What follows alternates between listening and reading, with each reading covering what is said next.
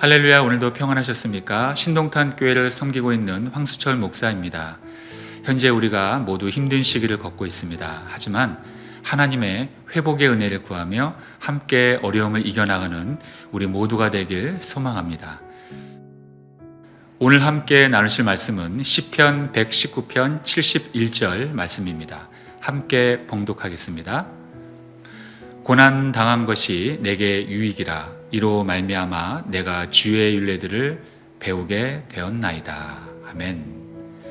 오늘 저는 본문을 통해서 흑암 속에 계신 하나님이라는 제목으로 함께 은혜를 나누겠습니다. 성경에 나오는 믿음의 선진들이나 현재를 살아가는 우리들이나 시대를 불문하고 모든 인류의 공통된 질문이 있다면 그것은 아마도 우리에게 고통은 왜 오는가? 이 질문일 것입니다.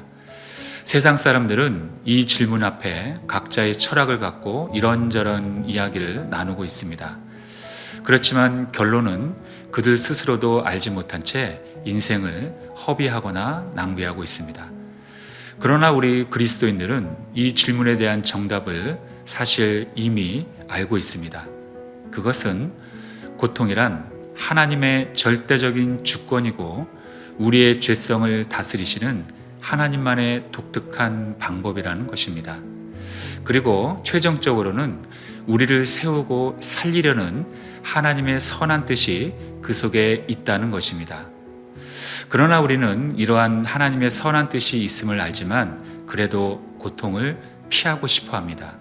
왜냐하면 고통은 참 견디기 힘든 아픔을 동반하기 때문입니다.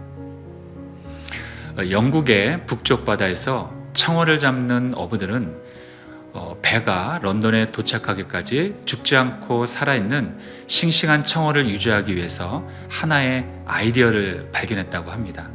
그것은 다른 것이 아니라 청어의 천적인 메기를 청어가 있는 무리 속에 넣는 것이라고 합니다.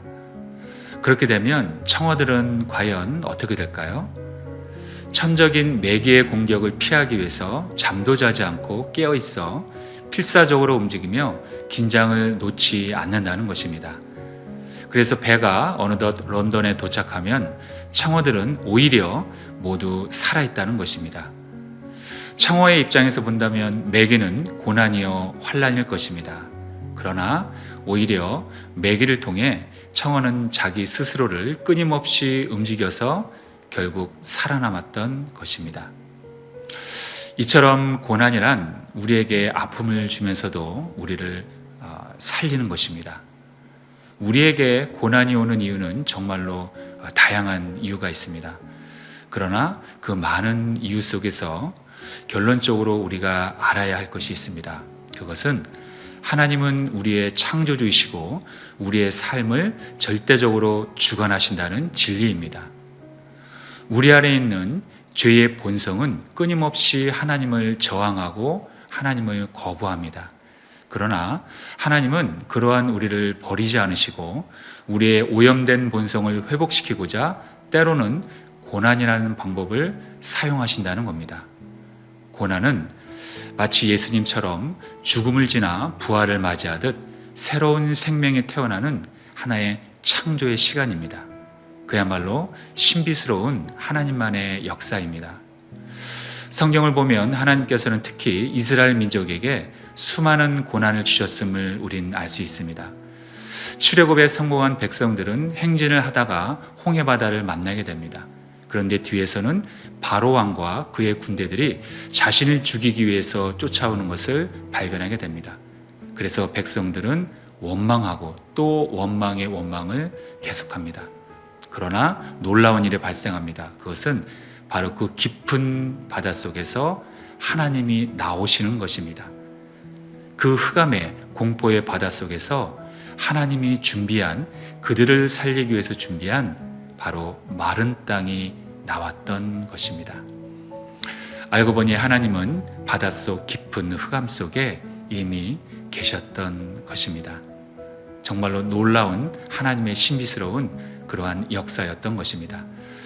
사랑하는 성도 여러분, 우리에게 고통이 왜 찾아옵니까? 그것은 바로 그 고통 속에 하나님이 계시기 때문입니다. 그 깊은 흑암의 바다 속에서 오히려 하나님이 우리를 기다리고 계시는 것입니다. 십자가의 고통 속에서 예수님이 피를 흘리실 때 하나님은 어디에 계셨습니까?